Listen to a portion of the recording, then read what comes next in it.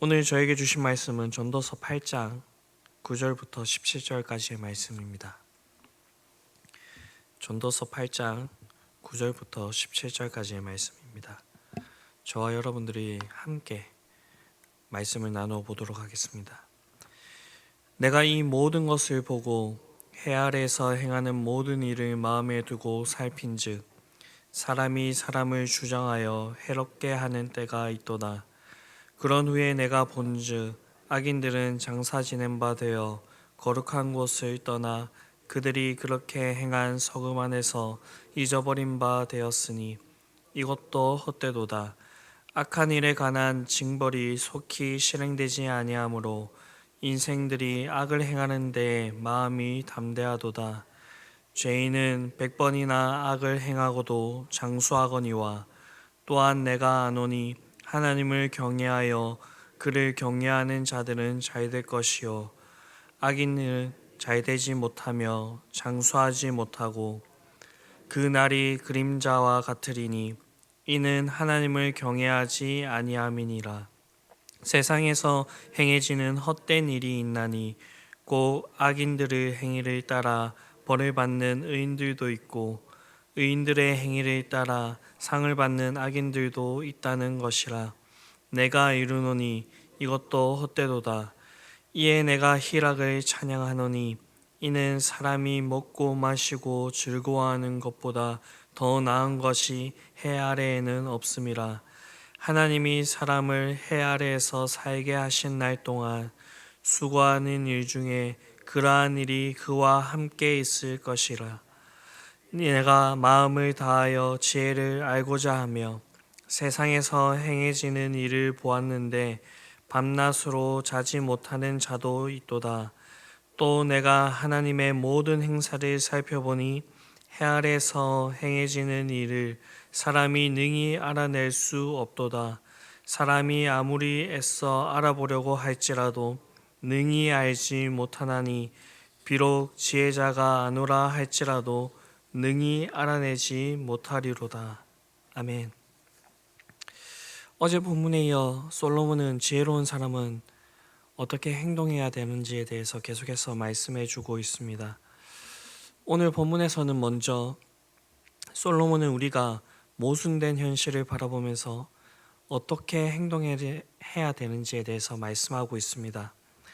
세상을 살아가면서 우리가 가지고 있는 생각, 이 땅에 이롭게 사는 사람들이 잘 되고 또한 악인들은 잘 되지 못해야 된다라는 것이 우리에게는 마땅한 것입니다. 그러나 현실은 그렇지 않는 모습들을 보여줄 때도 있습니다. 때로는 의로운 사람이 고통을 당하고 악인들은 형통해 보이는 듯한 그러한 삶을 살아갈 때가 있습니다. 모순된 현실이죠. 이런 모순된 현실에서 지혜로운 사람들은 어떻게 행동해야 되는가? 그것을 오늘 본문이 이야기해주고 있습니다.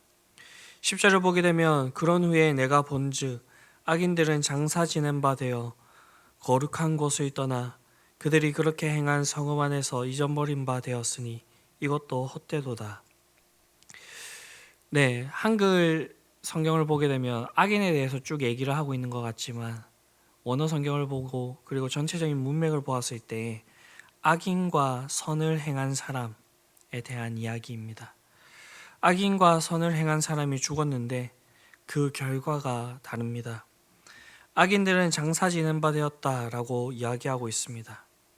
이 말이 무엇이냐면요, 적절한 장례의 절차를 거쳐 시신을 매장했다라는 것입니다. 고대 군동의 사회적인 관습을 감안했을 때에 아주 명예로운 그런 대우를 했다라는 것입니다. 따라서 이 악인은 명예로운 죽음을 맞이하였으며 고인이 존중받았다라는 것을 의미하는 것입니다.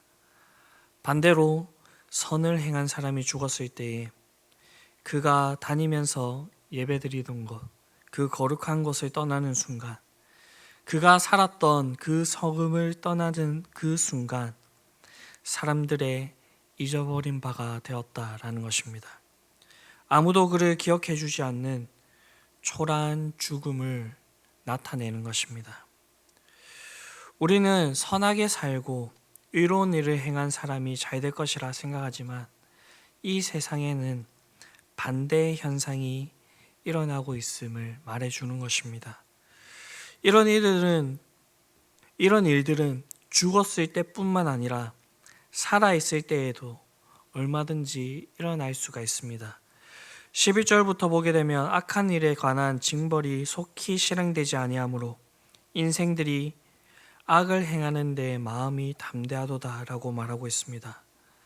더 나아가 12절의 말씀을 보게 되면 죄인은 100번이나 악을 행하고도 장수하거니와, 계속해서 악을 행하는데 죽지 않고 벌받지 않고 오히려 장수한다라는 것입니다.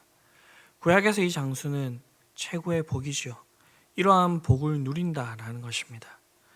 그러니 이것이 얼마나 모순된 것이 아니겠습니까? 앞서 얘기했듯이 우리가 일반적으로 아는 그런 이치는 무엇입니까? 12절 하반부부터 나오듯이 내가 아노니 하나님을 경외하여 그를 경외하는 자들은 잘 될 것이요 라는 말씀과 같이 선을 행하는 자들이 이 땅에서 잘 되는 것일 것입니다. 그렇게 13절의 말씀과 같이 악인은 잘 되지 못하며 장수하지 못하고 그날이 그림자 같으리니 이는 하나님 앞에 경외하지 아니함이라. 그런데 현실은 그렇지 못한 일들이 일어난다는 것입니다. 14절에서도 그 사실에 대해서 얘기하고 있는데 세상에 행하는 헛된 일이 있나니 곧 악인의 행위대로 받는 의인도 있고 의인의 행위대로 받는 악인도 있는 것이라. 오히려 의인들이 고난을 당하고 악인들이 형통하게 된다라는 것입니다. 이러한 모순된 그 현실들을 바라볼 때에 우리에게 어떠한 마음들이 들겠습니까? 우리도 이 세상의 사람들과 같이 악을 행하면서 세상의 것들을 구하면서 이 땅에서 떵떵거리면서 살면 좋겠다라고 하는 그런 생각들이 들 때가 있을 것입니다. 그런데 이것은 성경적인 가르침과는 맞지 않는 그런 모습입니다. 예수님께서 이렇게 말씀하셨지요. 사람이 만일 온 천하를 얻고도 제 목숨을 잃으면 무엇이 유익하리요? 우리는 이 세상에 잠시 왔다 가는 그런 존재입니다. 그렇게 우리는 잠시 있다 없어지는 것들을 바라보는 자들이 아니라 영원한 것, 그것을 바라보며 사모하며 살아가는 자들이라는 것입니다.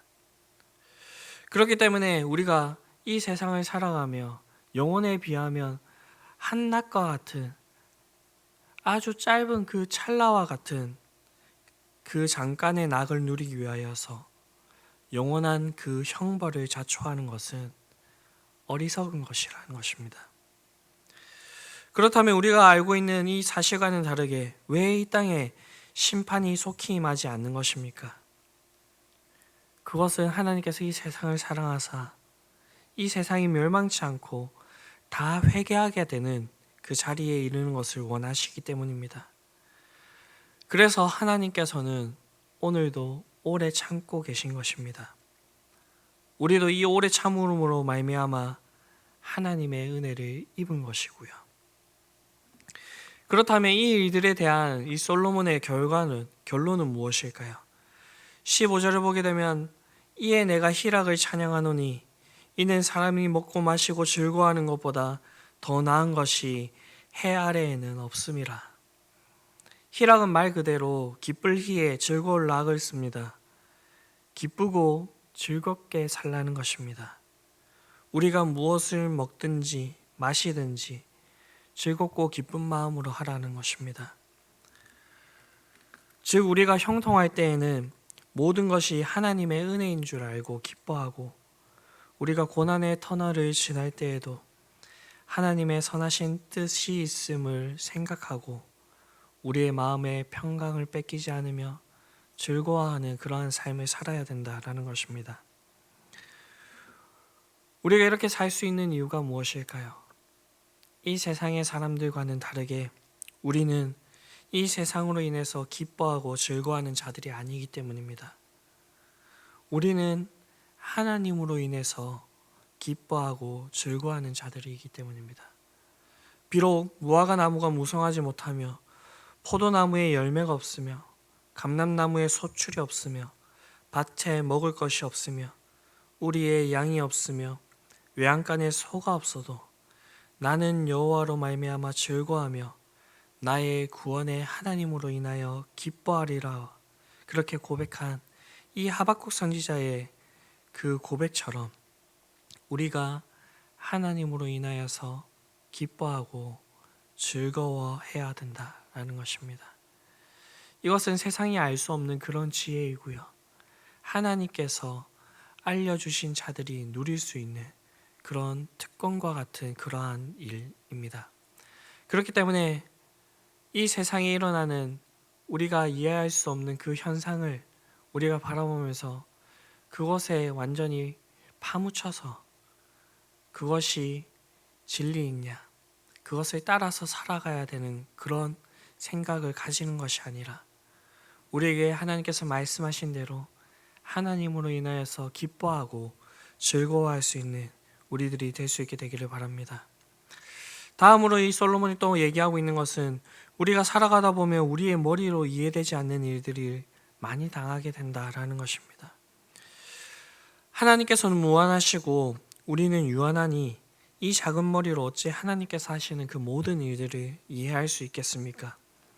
이와 같이 이해할 수 없는 일을 당할 때에 지혜로운 사람은 어떠한 마음으로 살아가야 되는지에 대해서 우리에게 알려주고 있는데 16절 17절을 보게 되면 솔로몬이 마음을 다하여서 깊이 탐구한 세 가지가 나오고 있습니다.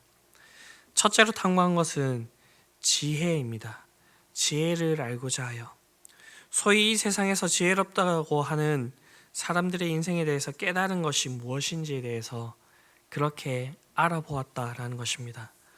두 번째로는 세상에서 행해지는 일들을 보았는데 밤낮으로 자지 못하는 자들이 있다는 것입니다. 밤낮으로 애쓰면서 탐구하는 사람들, 철학자들, 역사가 과학자들, 그런 사람들의 인생에 대해서 쭉 살펴보았는데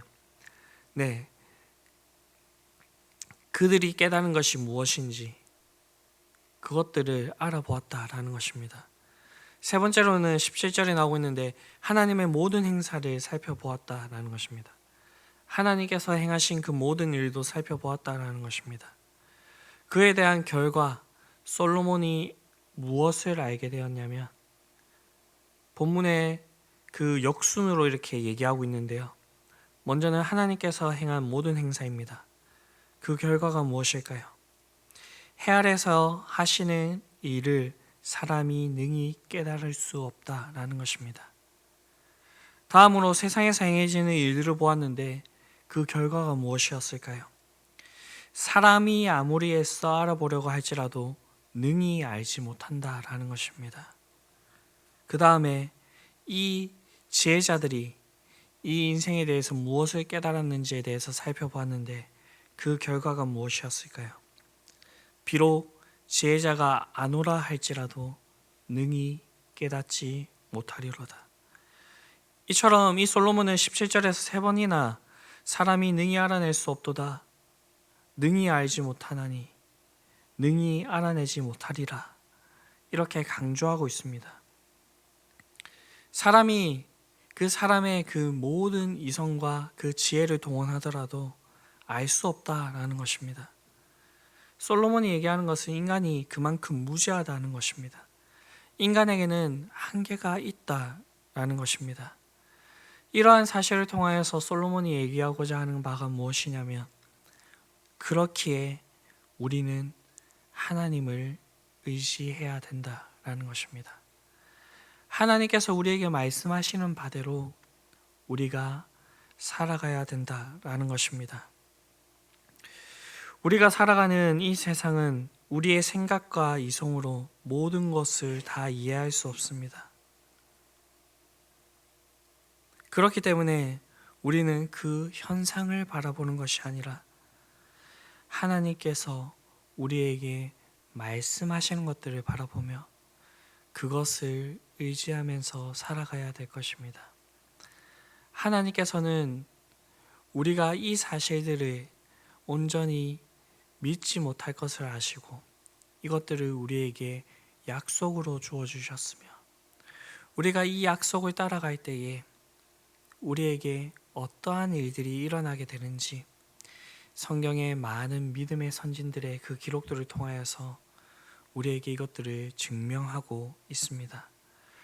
그렇기 때문에 우리는 더욱더 이러한 내용들을 통하여서 하나님을 신뢰할 수 있는 것이고 이 세상이 비록 그렇지 못할지라도 하나님의 말씀을 믿으면서 그 말씀을 따라서 그렇게 살아갈 수 있는 것입니다. 그리고 우리에게 있는 그 모든 것들이 선한 것이고 좋은 것임을 우리가 이 성경을 통하여서 배웁니다. 그렇기 때문에 우리는 우리에게 오는 그 모든 순간 가운데서 하나님으로 인하여서 기뻐할 수 있는 것이고 즐거워할 수 있는 것입니다. 이것이 지혜로운 사람이 가져야 될 그러한 생각이고 그러한 행동임을 오늘 본문은 우리에게 얘기해 주고 있습니다. 이러한 모습들이 우리의 삶 가운데 풍성히 있을 수 있게 되기를 바랍니다. 그래서 어리석은 그 모습을 우리가 버리고 지혜로운 그런 모습으로 우리가 하나님께서 우리에게 말씀하신 대로 그렇게 살아가실 수 있는 저와 여러분들이 될 수 있게 되기를 간절히 바랍니다. 기도하시겠습니다. 사랑과 은혜가 풍성하신 아버지 하나님, 우리를 이 세상 가운데서 불러주시고 어리석은 그런 모습으로 살아가는 것이 아니라 하나님 앞에서 지혜로운 사람으로 살아갈 수 있도록 우리에게 이러한 내용들을 알려주심에 감사를 드립니다. 우리가 이 내용들을 깊이 잘 받아들일 수 있도록 하여 주시고 세상은 비록 그렇지 않더라도 우리가 하나님의 말씀을 따라서 그렇게 지혜롭게 살아갈 수 있는 자들이 되게 하여 주시옵소서. 그렇게 하여서 우리가 이 찰나를 위해서 살아가는 것이 아니라 영원을 위해서 영원을 사모하면서 그렇게 살아갈 수 있는 자들이 되게 하여 주시며 우리의 이런 모습을 통하여서 우리뿐만 아니라 우리에게 주어주신 그 주변의 사람들과 우리의 자녀들에게도 지혜를 온전히 전수할 수 있는 자들이 될 수 있게 되기를 바랍니다. 그렇게 함으로 주님께서 오시는 날까지 이 지혜가 온전히 전수되며 하나님을 아는 자들이 이 세상 가운데서 어떻게 살아가는지를 그렇게 나타내 보일 수 있는 그런 자들이 되기를 원하오니 주님께서 우리를 붙들어 주시고 함께하여 주시옵소서. 이 모든 말씀 우리를 구원하신 예수 그리스도의 이름으로 기도드립니다. 아멘.